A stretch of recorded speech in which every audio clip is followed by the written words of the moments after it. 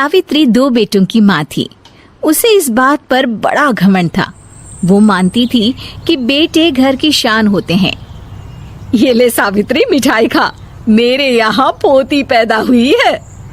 ये सुनते ही सावित्री मुंह बना के कहती है, अरे तू तो लुट गई, बर्बाद हो गई, तेरे यहाँ लड़की पैदा हो गई। अरे तू ऐसा क्यों कह रही है, मैं तो बहुत खुश हूँ।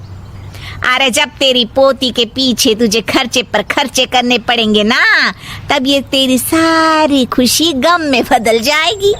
पहले लड़की की पढ़ाई लिखाई का खर्चा, फिर उसकी शादी का खर्चा।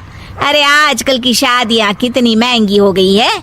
गहने बनाओ, लाखों रुपए पानी की तरह बह जाते हैं।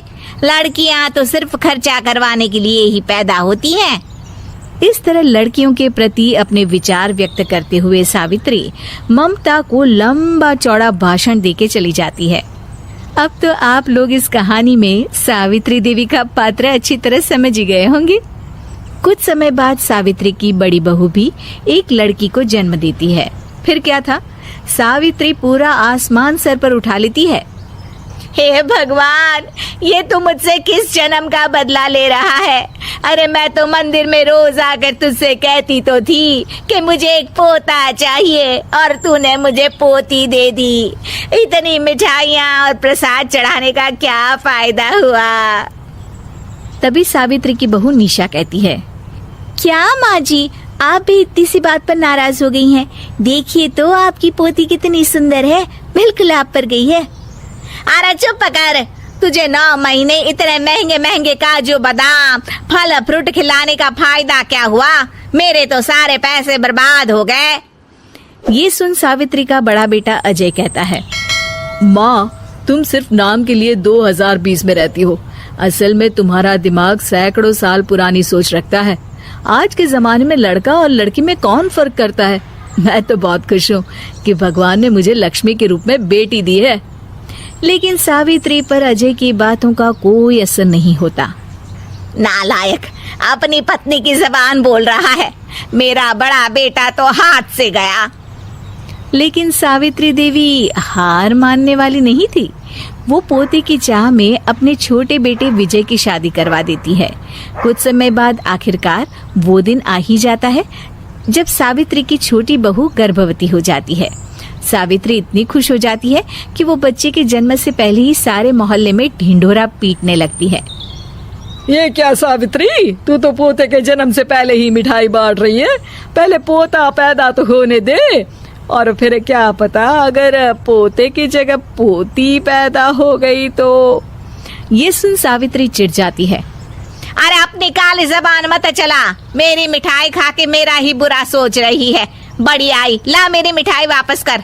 देख लेना, इस बार मेरे यहाँ पोता पैदा होगा, पोता। लेकिन ठीक इसका उल्टा होता है।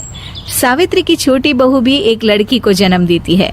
सावित्री फिर से रोना धोना शुरू कर देती है और अपनी छोटी बहू को कोसते हुए भला बुरा कहने लगती है। देखते ही देखते ये सावित्री की रोज की आदत हो जाती है। एक दिन उसकी इस आदत से परेशान होकर विजय अपने भाई अजय से कहता है, भैया, माँ खुद एक औरत होकर हमारी बेटियों को पसंद नहीं करती, उल्टा उन्हें रोज कोसती रहती है। मुझे माँ की यह आदत बिल्कुल पसंद नहीं आती। अरे तू ठीक कहता है, मैं भी अब माँ से तंग आ गया हूँ।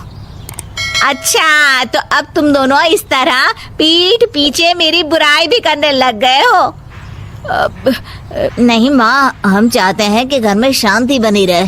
हमें हमारी बेटियाँ बहुत प्यारी है। मैं नहीं चाहता कि वे तुम्हारे ताने सुन सुन कर बड़ी हो, और इसीलिए हम दोनों ये घर छोड़कर चले जाएंगे। हाँ माँ, मैं भैया की बात से सहमत हूँ। जब तुम इस घर में अकेली रहोगी तब तुम्हें अपनों की कीमत का एहसास होगा। अपने दोनों बेटों के मुंह से अपनी माँ के लिए इतने कठोर शब्द सुन सावित्री भावुक और रुआंसी होकर कहती है, क्या सच में तुम दोनों मुझे इस घर में अकेली छोड़कर चले जाओगे? हाँ माँ। हाँ माँ, अब पानी सर के ऊपर जा चुका है। मैं तुम दोनों के बिना नहीं रह सकती। अपनी सास के आंसू देख अजय और विजय की पत्नी अपने पतियों से लड़ पड़ती है। अरे जिसे जाना है वो जाए, मैं माँ जी को छोड़कर कहीं नहीं जाने वाली। भाभी, आप ये क्या कह रही हैं? वही जो तुम सुन रहे हो, दीदी बिल्कुल सही कह रही है। हम बेटियों के संस्कार हमें सिखाते हैं कि सास माँ समान नहीं बल्कि माँ ही होती है और उस माँ की जिंदगी भर सेवा की जाती है। बेटे अपना फर्ज भूल सकते हैं, लेकिन बेटियां नहीं। आप दोनों शौक से जा सकते हैं। माँ जी, हम दोनों के रहते आपको किसी बात की फिक्र करने की जरूरत नहीं। फिर क्या था, सावित्री के ऊपर छाए बेटों के घमंड के बादल उसकी बेटी स्वरूप बहुओं के तेज के आगे आंसू के रूप में परिवर्तित होकर सावित्री की आंखों से बहने लगते हैं और वो उन दोनों को गले लगा लेती है। मैं जिंदगी भर बेटियों को कोसती रही, लेकिन आज तुम दोनों को देख मुझे समझ आ गया कि बड़े अभागे होते हैं वो लोग जिनके घर बेटियां नहीं होती। उम्मीद है कि आपको हमारी ये कहानी पसंद आई होगी। कृपया हमारे चैनल को सब्सक्राइब करें और सभी अपडेट्स के लिए बेल आइकन जरूर क्लिक करें। और हाँ, वीडियो लाइक और शेयर करना मत भूलिएगा। Bye bye.